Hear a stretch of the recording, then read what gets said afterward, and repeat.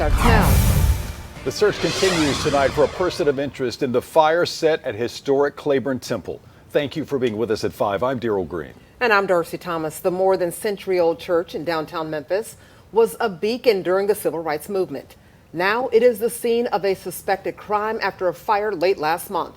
FOX13 told you last night that investigators say that it was arson, not an accident. FOX13's Mandy Rock is live at Claiborne Temple. Mandy, you got the chance to talk to leaders who told you this is not the only fire being investigated.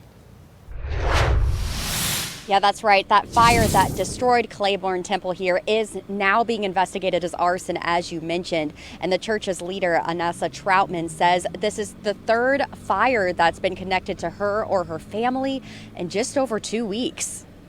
Early morning of April 28th, a massive fire rips through the historic Claiborne Temple. Less than a month later, the Memphis Fire Department and ATF confirmed what many people feared. We are heartbroken to confirm, what we already suspected, that the fire at historic Claiborne Temple was not an accident. The fire now being investigated as arson. For Claiborne Temple CEO Anassa Troutman, the heartbreak runs deep. She said on April 12th, a fire broke out at her home.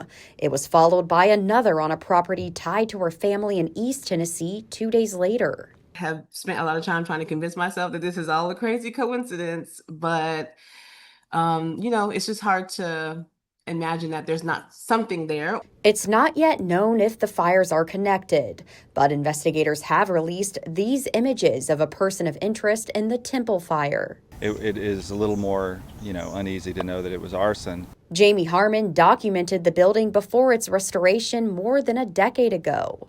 He says the loss is personal. When I went through it a decade ago, I was able to photograph every room in the place, so I remember what it all looked like from the rafters to every little corner. But amid the devastation, the spirit of the building and the people connected to it remains strong. The fact that this violence happened is very painful for us, but it will not break our spirit.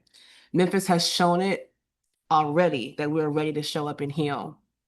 Under the Big We stewardship, Claiborne Temple will rise again, and not just as a building, but as a center for cultural, economic, and civic renewal.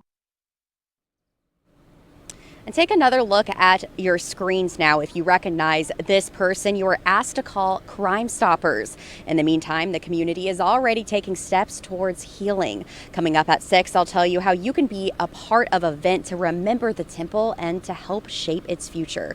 Daryl, Darcy. FOX13's Mandy Rock live. Mandy, we'll see you at 6. Thank you.